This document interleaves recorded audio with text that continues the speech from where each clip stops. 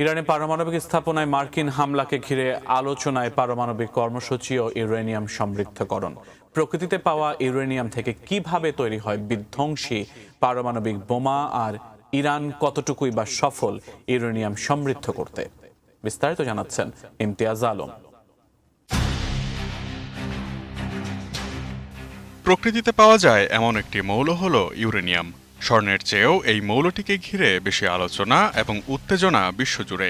কারণ একটাই, ইউরেনিয়াম এতটাই তেজস্ক্রিয় একটি মৌল যা থেকে উৎপাদন করা যায় বিপুল পরিমাণ শক্তি, ব্যবহার করা যায় ক্যান্সারের মতো রোগ নিরাময়ের চিকিৎসা ক্ষেত্রে, আবার বানানো যায় মানবজাতিকে নিঃশেষ করে দেওয়ার মতো মারণঘাতী পারমাণবিক অস্ত্র।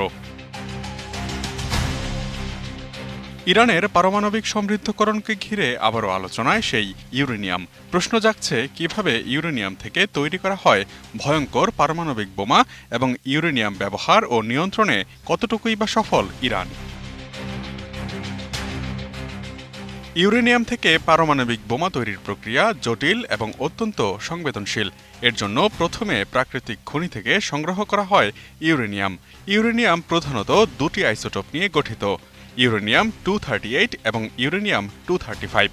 আইসোটোপ হলো একটি রাসায়নিক মৌলেরই বিভিন্ন রূপ।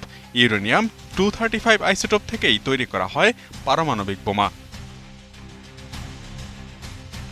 তবে প্রাকৃতিকভাবে ইউরেনিয়ামে 235 আইসোটোপের পরিমাণ খুবই কম, তাই গ্যাস সেন্ট্রিফিউজ বা ডিফিউশন প্রক্রিয়ার মাধ্যমে ইউরেনিয়াম 235 এর ঘনত্ব 90% বা তারও বেশি করা হয়। এটিই উইপন গ্রেড ইউরেনিয়াম হিসেবে পরিচিত।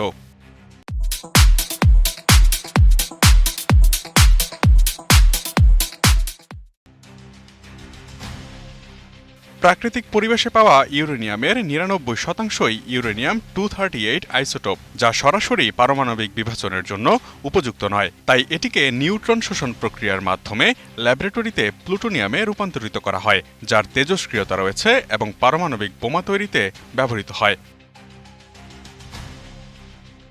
ইউরেনিয়ামকে সমৃদ্ধ করার পর বোমার নকশা তৈরি করা হয়, যার কেন্দ্রে পর্যাপ্ত পরিমাণ ইউরেনিয়াম 235 অথবা প্লুটোনিয়াম থাকতে হবে।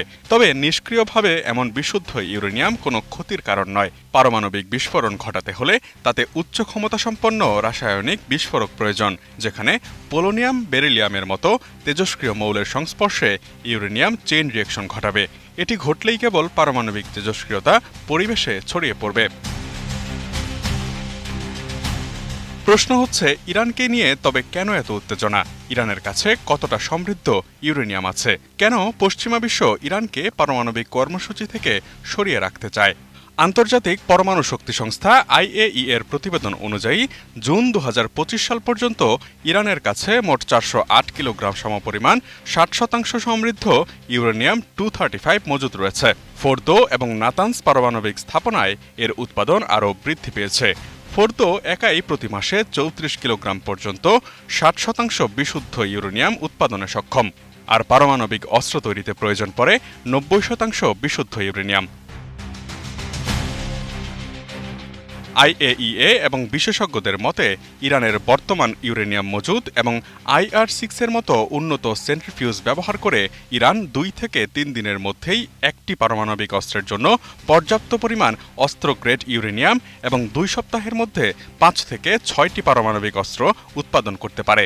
এর আগে 2023 সালের ফেব্রুয়ারিতে IAEA ফোর্দো পারমাণবিক স্থাপনায় 83.7% বিশুদ্ধ ইউরেনিয়াম কণা শনাক্ত করেছিল, যা অস্ত্র তৈরির খুব কাছাকাছি। তবে তখন ইরান দাবি করেছিল এটি সম্পূর্ণ অনিচ্ছাকৃত।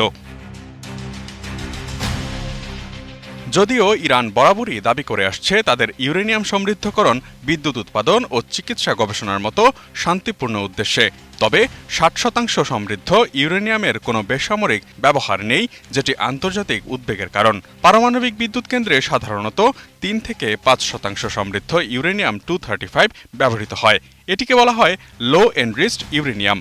সাধারণত 1000 মেগাওয়াটের পারমাণবিক চুল্লির জন্য বছরে প্রায় 20 থেকে 30 টন লো এনরিচড ইউরেনিয়ামের প্রয়োজন হয়।